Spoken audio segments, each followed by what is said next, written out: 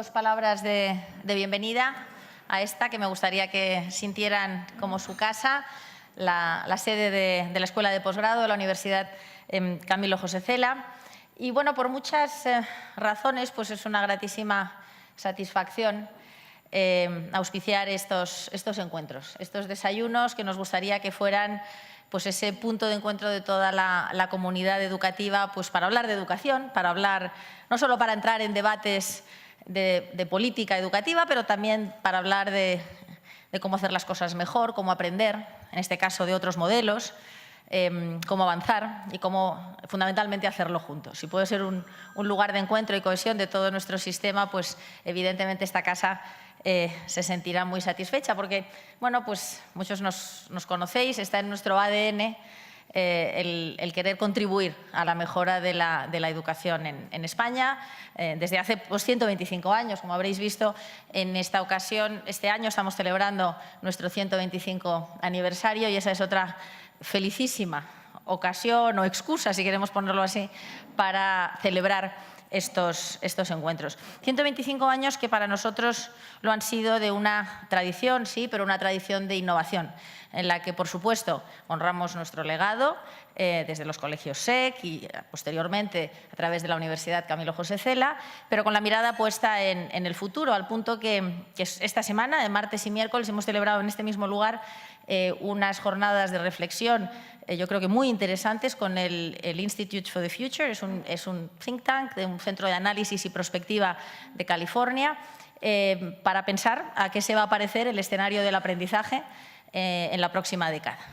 La conclusión es que se va a parecer muy poco a lo que hemos vivido en los años pasados, pero que hay tantísimas oportunidades en el horizonte que sin duda debemos explorar. En primera instancia, porque lógicamente nuestros alumnos así nos lo exigen y la sociedad así lo merece. Y si tenemos en nuestro caso una tradición de servicio a la sociedad tan larga, entender ahora cuáles son esas nuevas exigencias sin duda es fundamental.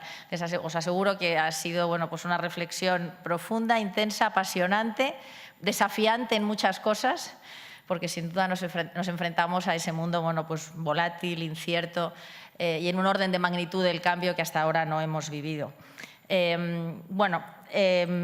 la universidad, por otro lado, sí decir que la educación, el proceso de aprendizaje, pues es absolutamente central. Yo creo que es lo que vertebra toda la actividad de nuestra universidad. Así debería ser. Siempre decimos que no concebimos una universidad sin una facultad de educación, porque al final educación es lo que se hace en cualquier facultad.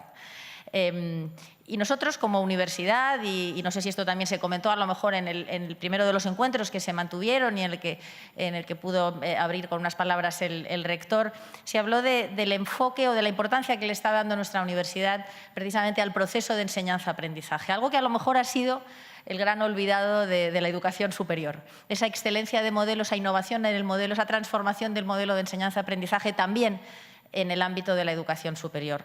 En el ámbito escolar yo creo que es un debate mucho más instalado. En el ámbito de la educación superior también hay que abordarlo y así lo estamos haciendo desde la universidad. Así es que es otra magnífica razón por la cual bueno, pues tiene absolutamente sentido que la Universidad Camilo José Cela abra sus puertas a nuestra comunidad. Ya termino con los agradecimientos lógicos. En primer lugar, por supuesto, a Magisterio, pues por habernos ayudado, por haber impulsado conjuntamente estos encuentros. Tengo que felicitaros porque sois, yo creo que, un grandísimo dinamizador de nuestro sector educativo. Estáis siempre en aquel lugar en el que a veces es necesario un punto en común, una reflexión acertada, una oportunidad para hablar de las cosas que importan. Así es que, bueno, yo creo que en nombre de todo el sector educativo, muchas gracias, José María y por supuesto, Aureo. Le quiero agradecer a Paco, a Francisco López Rupérez, que bueno, por otro lado, pues me produce una grandísima satisfacción no solo que nos acompañe, sino que sea ahora pues un colaborador importantísimo de nuestra universidad, con esa nueva cátedra de análisis de políticas educativas que concretamente la semana que viene pondremos de largo en un acto el jueves próximo en este mismo lugar, al que estáis por supuesto todos invitados desde este momento, y que estoy también segura que va a contribuir a ese debate sosegado, serio, riguroso y absolutamente necesario para avanzar y para mejorar nuestro propio modelo. Muy lejos de la ocurrencia, muy lejos de a lo mejor de un comentario fácil, el trabajo que se va a desarrollar en esa cátedra dirigida por Paco, pues estoy segura de que va a contribuir muchísimo. Y, de hecho, ya la semana que viene se va a presentar un estudio que yo creo que va a dar muchos titulares y, sobre todo, mucha oportunidad para todos, yo creo, para estudiar, aprender y entender de una manera diferente, posiblemente con diferentes perspectivas, algunas de las claves que nos permitirían mejorar nuestro sistema. Y, por supuesto, Ismael, ¿qué te puedo decir? Muchísimas gracias por estar aquí, por compartir con nosotros, en fin, tus muchos conocimientos, porque eres una de esas personas en las que sin duda todos confiamos, porque sabemos que aquello que dices es contrastado, es serio, es científico, también tiene ese rigor, y estoy segura de que hoy aprenderemos muchísimo. Así es que muchísimas gracias por acercarte a esta universidad, que por supuesto es una universidad de la Comunidad de Madrid y que está al servicio de toda su sociedad, de todos sus ciudadanos. Así es que, bueno, muchísimas gracias a todos y ahora, bueno, pues la presentación real de esta ponencia pues la realizará Francisco López Rupérez. Muchas gracias. Señora presidenta de la institución educativa SEC, autoridades, personalidades, amigos y amigas, buenos días a todos. Realmente podemos afirmar, sin temor a equivocarnos, de que disponemos en el momento presente de una evidencia empírica variada y creciente en el plano internacional, hay que decir, sobre la influencia de los valores de la esfera de la voluntad, particularmente en el rendimiento escolar. Así, por ejemplo, en las 2 últimas décadas del pasado siglo, emerge con fuerza en los Estados Unidos el movimiento de la educación del carácter. Movimiento que, curiosamente, no procede del ámbito moralista, sino del entorno estrictamente académico de psicólogos y de pedagogos. Ya refiriéndose a nuestro país y muy recientemente, en el libro blanco de la educación de los empresarios que se presentó ayer, a la hora de caracterizar el currículum del futuro, se incorpora como elemento capital la educación del carácter o la formación del carácter, porque hay evidencia suficiente a la hora de afirmar que la educación del carácter y los valores anejos constituyen elementos clave de la ampliabilidad del futuro. Más recientemente, y de la mano en este caso del ámbito de la economía aplicada, los economistas han puesto en valor un concepto que es el de las habilidades no cognitivas. Las habilidades no cognitivas, tales como la perseverancia, el autocontrol, la paciencia, la resiliencia o resistencia a la adversidad, entre otras, se vinculan fuertemente con el rendimiento escolar. Aunque es un movimiento también de carácter internacional y seguro que el conferenciante se referirá a él, yo quiero destacar, por aquello de combinar lo internacional con lo nacional, los trabajos del investigador, economista, profesor de Economía Aplicada en la Universidad de Murcia, Ildefonso Méndez. Bueno, Ildefonso, sobre la base del análisis de los resultados en matemáticas de PISA 2013, ha sido capaz de establecer una vinculación fuerte entre la perseverancia, la resistencia al esfuerzo y los resultados en PISA en matemáticas. Y su investigación aporta un dato relevante, y es que cerca del 25% de la varianza entre las comunidades autónomas españolas es o está vinculada, es explicable por las diferencias en cuanto a este tipo de rasgos de carácter de los alumnos correspondientes. Pero, dicho esto, probablemente sea en las culturas orientales, como la china o la japonesa, en donde la vinculación entre valores y éxito escolar resulta más notoria. La convicción de que el esfuerzo y la perseverancia constituyen sendas claves imprescindibles del éxito personal y una forma de contribuir al bienestar común es en dichas culturas un elemento ordinario de socialización de niños y de adolescentes. Ambos rasgos de conducta son considerados como obligaciones morales. Estas son algunas de las conclusiones que en el año 1992 estableció Stephenson, un investigador de la Universidad de Michigan de los Estados Unidos, en su obra The Learning Gap, en donde comparaba la educación americana con la educación en los países orientales que acabo de citar, China y Japón. La creencia de que existe una relación positiva entre el esfuerzo y la capacidad individual, de que el talento puede mejorarse por medio de la perseverancia y el entrenamiento, forma parte de la filosofía educativa de esas sociedades y del código de valores compartidos en sus centros docentes. Como anticipara Aristóteles en su Ética para Nicómaco, la excelencia no es un acto, sino un hábito. Somos, afirmaba el filósofo griego, lo que repetidamente hacemos. Si la excelencia es un hábito, puede y debe enseñarse, y junto con ella, las virtudes y los valores de la esfera de la voluntad que la hacen posible. En esta misma línea de inspiración, el conocido filósofo y pedagogo norteamericano William James, en su obra Principios de Psicología, afirmaba a finales del siglo XIX lo siguiente: si los jóvenes supieran lo pronto que se convertirán en meros manojos de hábitos, prestarían más atención a su conducta mientras todavía tienen plasticidad. Con una actuación organizada y coherente de los adultos en los principales ámbitos de socialización de los niños y de los adolescentes, el desarrollo de estos valores puede lograrse eficazmente.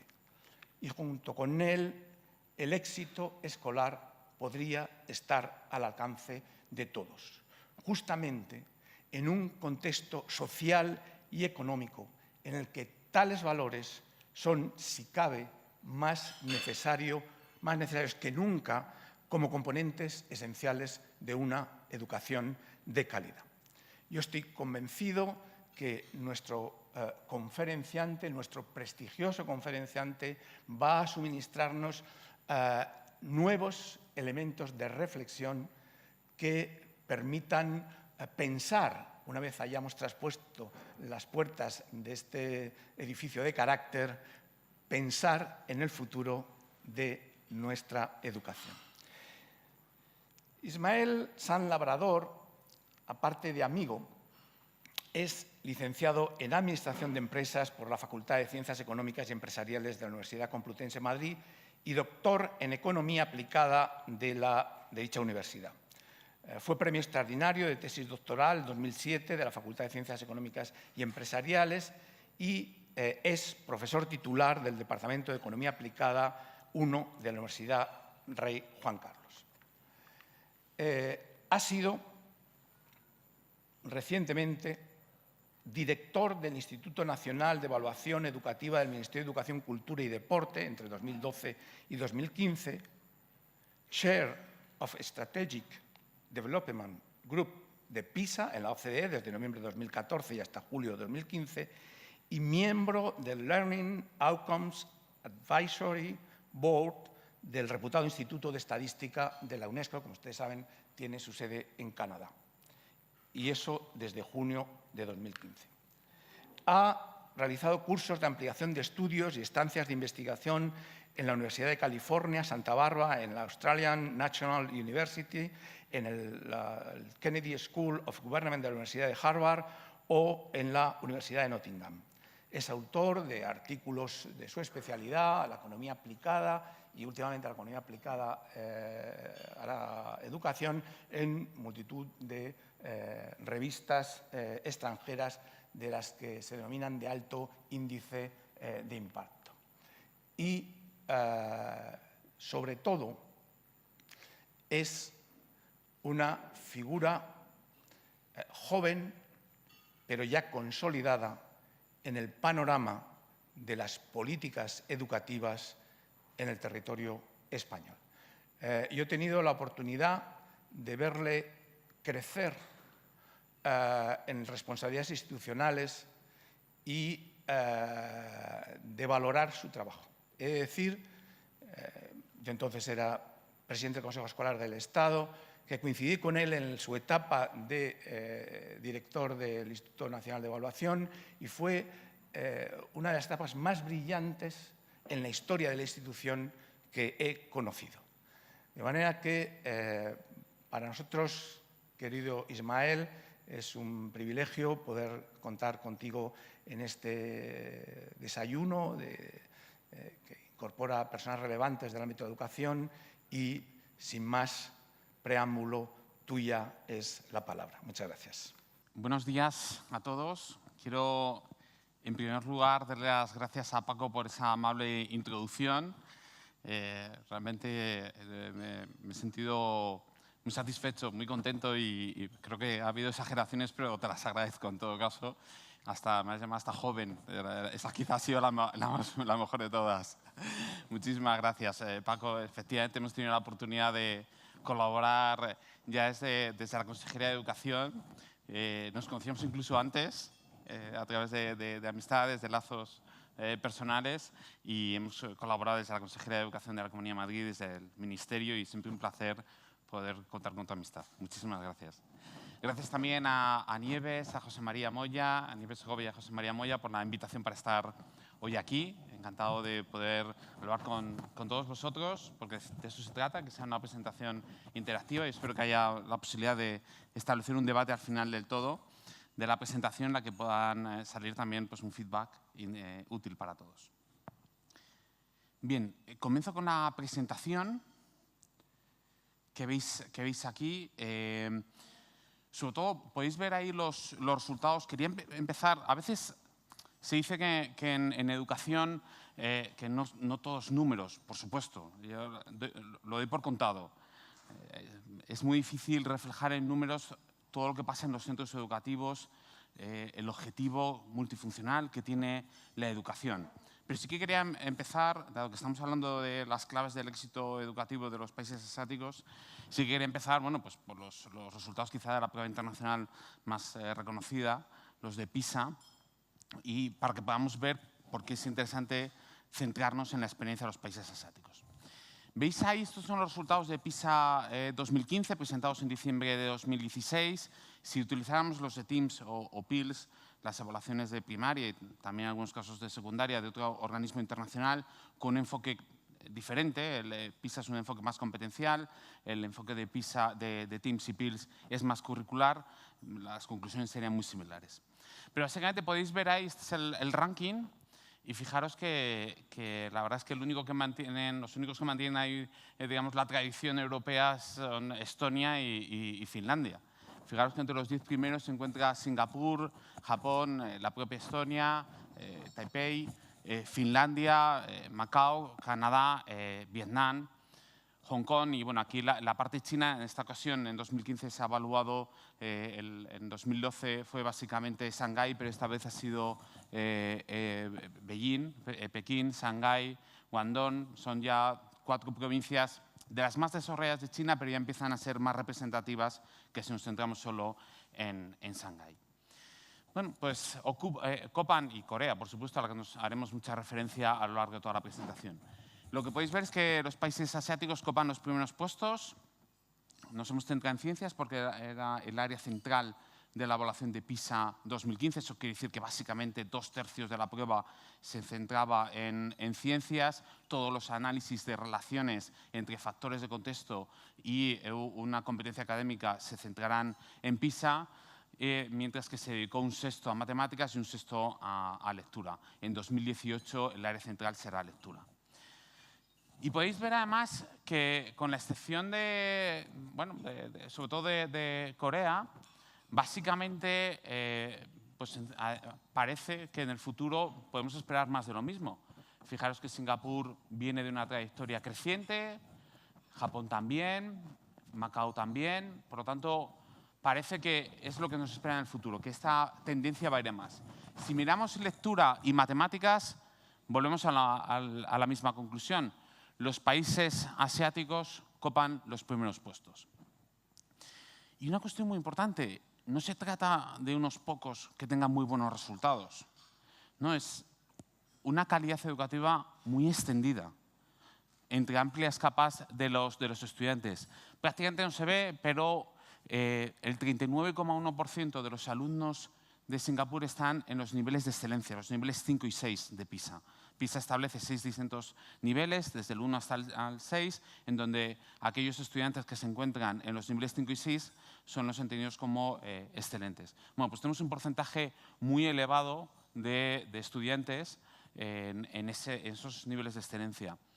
Y tenemos, por contra, un porcentaje muy pequeño de estudiantes rezagados, que están por debajo del nivel 2. No les suele gustar mucho a la OCDE que se empleen estos términos, pero básicamente para simplificar y que todos nos entendamos, alumnos que podríamos decir que han suspendido PISA. Solo un 4,8% en el caso de Singapur, 5,6% Japón, en fin. Estamos hablando, por lo tanto, de resultados muy positivos, muy buenos y muy extendidos, muy generalizados. Aquí, bueno, pues lo que hemos visto antes. Aquí lo que hemos hecho es la media de los resultados de matemáticas, lectura y ciencias. Y haciendo esa media, pues fijaros, Singapur, Hong Kong, Japón, Macao, Estonia, Taipei, Canadá, Finlandia, Corea, China. Básicamente son los únicos 3 países no asiáticos entre los 10 primeros. Son Estonia, Canadá y Finlandia. Y fijaros además que Finlandia a la baja. Fijaros una tendencia contada, evaluada por cada trienio de menos 11 puntos en ciencias, menos 5 en lectura, matemáticas menos 10. Son buenos resultados, ya los quisiera para España, pero a la baja. Bien, una vez presentados, digamos, cuáles son los motivos que estemos hoy aquí hablando de los países asiáticos y no de otros países, comenzamos con un análisis de los factores que pueden estar conduciendo a esos buenos resultados y de los cuales se pudieran extraer conclusiones para España. Lo primero es dar una visión general. Y esto va a reducir, y va contra mi propia presentación, pero creo que es importante la mayoría de las transparencias. Primero decir cuál es la importancia de la diferencia entre países. Y no es mucha. Lo tenéis ahí. Fijaros, nos vamos a centrar en el lado de la izquierda. La variación en los resultados de ciencias entre países, entre sistemas, es del 10%, entre centros educativos del 28% y entre alumnos del 62%. Es decir, al final, un 62% de la varianza es las diferencias entre alumnos excelentes, medios y rezagados dentro de un mismo colegio. Es decir, que no tiene que ver con el sistema educativo.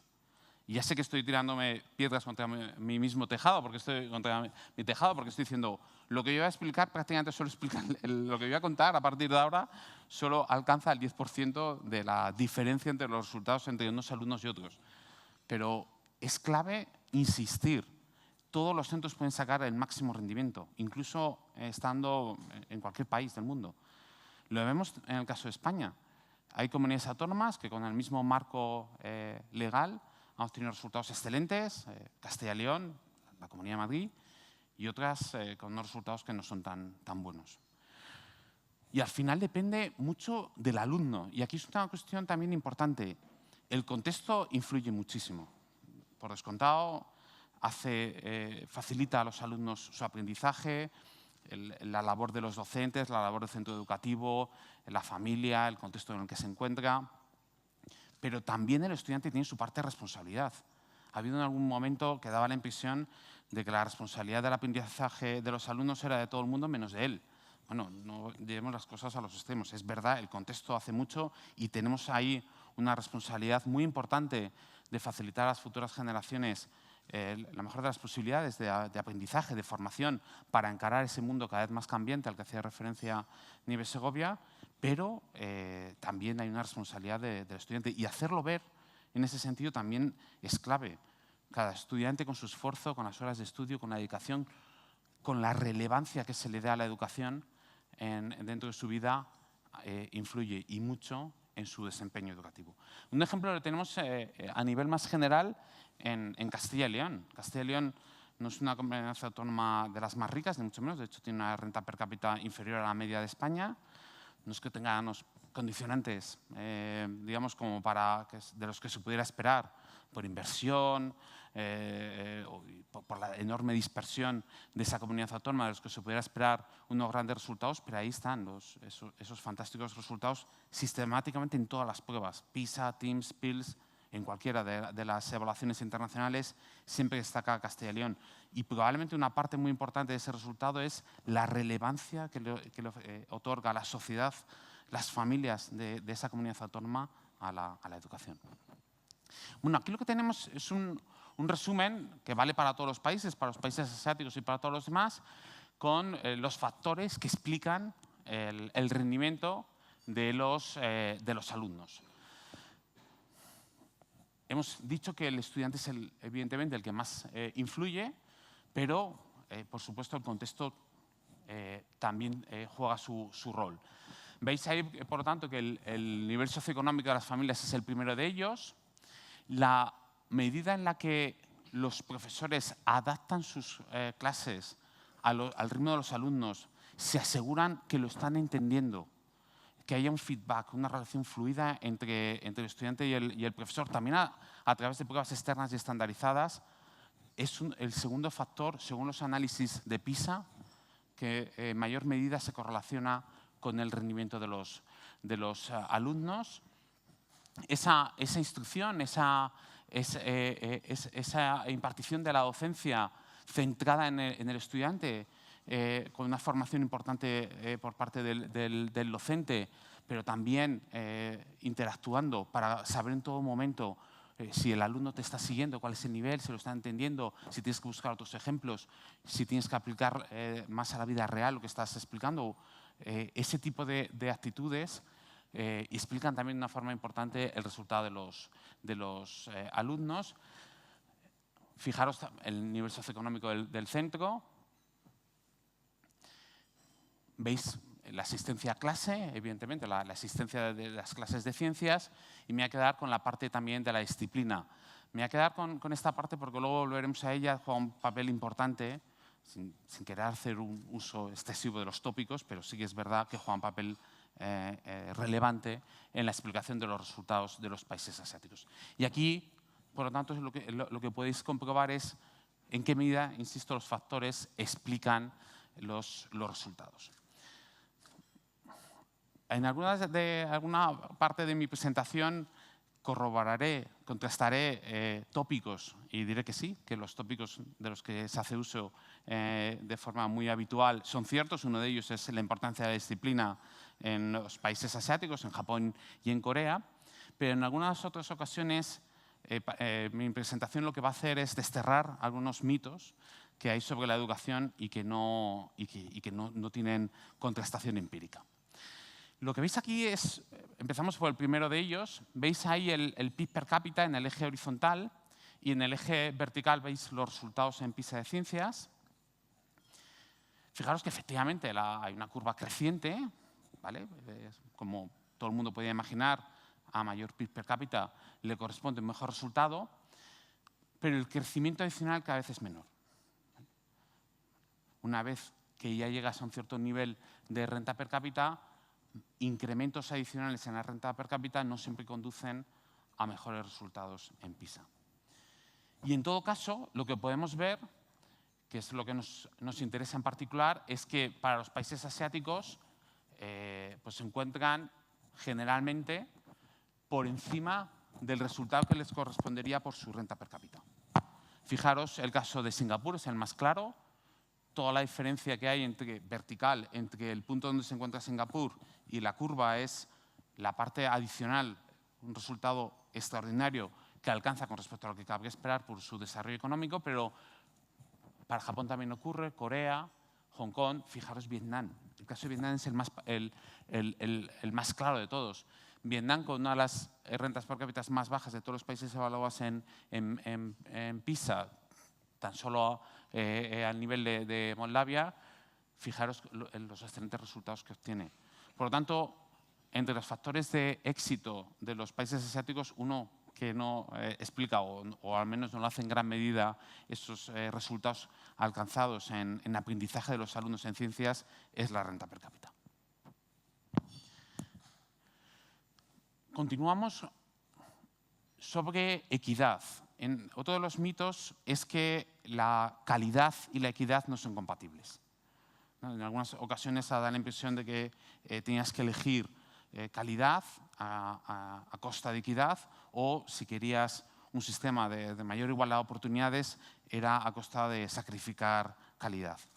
Y de hecho en algunas ocasiones los resultados de España no eran buenos en cuanto a calidad, eran positivos en cuanto a equidad y parecía que eso era suficiente, era satisfactorio, ¿no? Bueno, fenomenal, por supuesto, y eso es un rasgo de la educación española, también de la Comunidad de Madrid, que tenemos que hacer valer y mantener, que es la equidad. Es verdad que el sistema educativo español es equitativo, pero no tiene que ser óbice para lograr también mayores niveles de aprendizaje de calidad. Y eso es lo que han hecho los países asiáticos. Fijaros que Singapur, Japón, tienen... Vamos a utilizar algunos de los indicadores de equidad.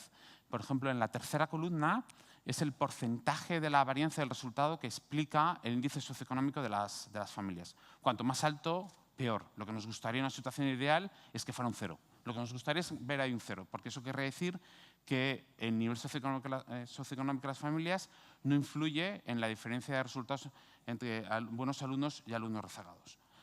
Tampoco queremos que sea ni para bien ni para mal, simplemente que no influya. En ningún caso veis un 0, de hecho en media para la OCDE es un 12,9%, el índice socioeconómico explica un 12,9% de la varianza de los resultados en PISA Ciencias, y fijaros que con la excepción de Singapur, para los países asiáticos no es mucho más elevado que la media de la OCDE. Para Japón es un 10%, fijaros Vietnam es un 11%, Hong Kong un 5%, Corea un 10%, es decir, que tienen un buen sistema con unos muy buenos resultados, además generalizados porque tienen una parte muy importante de sus estudiantes en los niveles excelentes y además sin gran impacto, sin gran influencia del nivel socioeconómico. Si utilizáramos cualquier otra medida de equidad, aunque la de la tercera columna es la más usada por la OCDE, volveríamos a las mismas conclusiones. El nivel equitativo de equidad educativa de los países asiáticos está en media con la OCDE, incluso quitando Singapur, incluso algo mejor, ¿no? Y en el último de las columnas, el porcentaje de estudiantes resilientes, este es el porcentaje que está en el último cuartil por nivel socioeconómico y que obtiene los resultados del primer cuartil. O sea, último cuartil en el nivel socioeconómico y, sin embargo, si vemos sus resultados, están en el primer cuartil, ¿no? Como dicen los anglosajones, son los que rompen las apuestas. Bueno, pues fijaros, un 48% de los alumnos que están en el último cuartil de PISA en Singapur, sin embargo, obtienen resultados que muy por encima, significativamente por encima que lo que cabría esperar y por encima de otros estudiantes que tienen mayor nivel socioeconómico. Y es una situación muy similar en los países asiáticos, con más estudiantes resilientes que la media de la OCDE. Más datos sobre equidad. Aquí en el eje horizontal lo que tenéis es los resultados de salida. La medida en la que hay una inclusión académica. Y esto se mide a partir de la varianza entre centros e intracentros. En general, la varianza es negativa. Cuanto más diferencias hay entre buenos alumnos medios y rezagados, pues mayor es la varianza y, por lo tanto, menor la igualdad de oportunidades. Dentro de que la varianza es negativa, es un aspecto que consideramos como de falta de equidad, hay dos tipos de varianzas. La varianza dentro de los centros que es la diferencia entre alumnos de un mismo centro y la varianza entre centros. Bien, las dos son negativas, como he dicho, pero es todavía más negativa la segunda, la varianza entre centros. Porque esa varianza lo que te mide es la medida en la que los alumnos están concentrados, los buenos alumnos están concentrados en unos centros, los medios en otros institutos y los rezagados en otros distintos. Eso ocurre, por ejemplo, en países como, mira, lo veis ahí, Países Bajos, Hungría, Turquía, Eslovenia, República Checa, Austria, es decir, justamente los países, digamos, centroeuropeos. Porque tienen muy poca inclusión, porque tienen mucha varianza entre centros. Y sin embargo, por ejemplo, los países que veis ahí, Noruega, Islandia, Finlandia, también en buena medida España, bueno, en muy buena medida de hecho, realmente la varianza que tienen suele ser más dentro del mismo centro.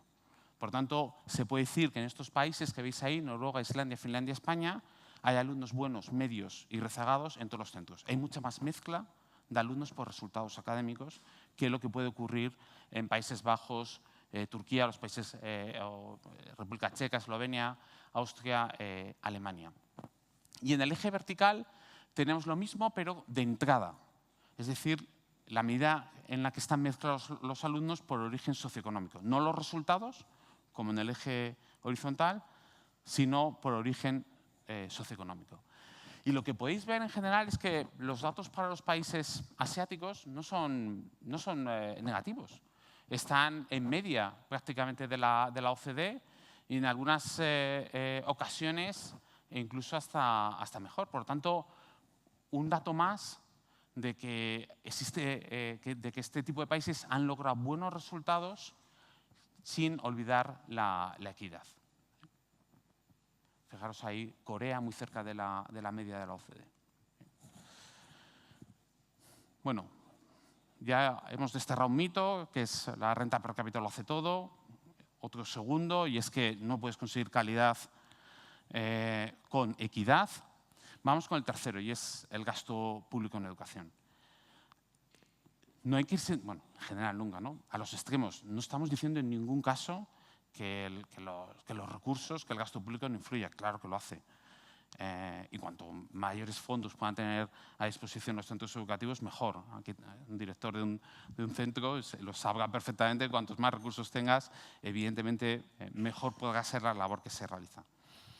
Pero lo que estamos viendo aquí es que esa mejora, esa asociación entre gasto público, entre recursos públicos y resultados, se produce sobre todo al principio, cuando partes de una situación inicial de pocos recursos. Y efectivamente, fijaros, aquí estamos situando a cada país según su gasto por alumno acumulado desde los 6 hasta los 15 años en el eje horizontal y sus resultados en el eje vertical, y lo que podéis ver es que al principio, efectivamente, a mayores recursos, mejores resultados. Pero llega un momento en el que esa relación se hace muchísimo más suave, hasta prácticamente desaparecer. Fijaros que en la segunda de las rectas que mejor ajusta esas observaciones, con un R cuadrado del 0,01, en términos estadísticos es un 0, lo que estábamos viendo es que llega a un punto, hay un umbral a partir del cual mayores incrementos de los recursos públicos no siempre conducen a mejores resultados. Por lo tanto, no son los recursos públicos, y además lo podemos ver por dónde están situados los países asiáticos. Fijaros, Japón, Singapur están por encima de la recta, lo que está indicando que tienen mejores resultados que lo que cabría esperar por los recursos públicos que destinan a la educación. Muy bien, no hay tiempo para más preguntas. Nos hemos conjurado en tratar de no traspasar la frontera de las 11, y son ya las 11:06. Algo habrá que trabajar esta mañana, ¿verdad? Y yo sabía, Ismael, que íbamos a aprender mucho. Yo he aprendido muchísimo.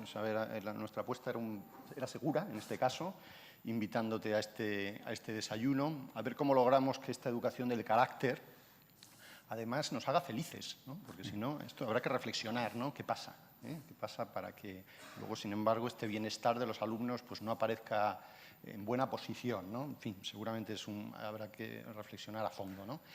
Y nada más, Nieves, muchísimas gracias siempre por tu acogida. Paco, por supuesto, muchas gracias y enhorabuena por esa nueva cátedra de la universidad. y Ismael, pues también muy agradecidos. Os emplazo al próximo desayuno. No tenemos todavía fecha, sí lugar, y tema interesantísimo, la educación norteamericana en la era Trump, ni más ni menos. Muchísimas gracias.